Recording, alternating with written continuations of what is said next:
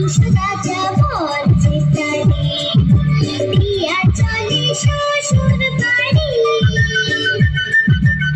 এমন সময় পেটুক শিয়াল হুকা হুয়া ডাকে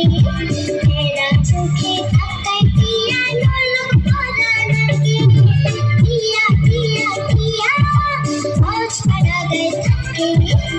এরা চোখে তাকায় টিয়া নলক পরা নাকি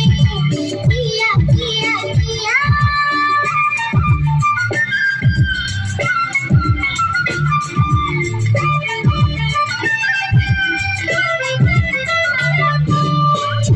শিয়াল হংস রাজের ঘাড় মোটকে খেতে কাফলকে তার শীতটা যেতেই নাচে আনন্দেতে হংস ভয় খেপ করে টিয়া এসে তাকে ধরে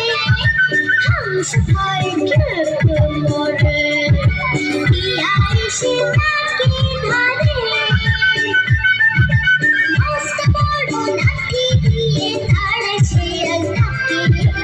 এরা চোখে তাকায় টিয়া নলক পরা নাকি টিয়া টিয়া টিয়া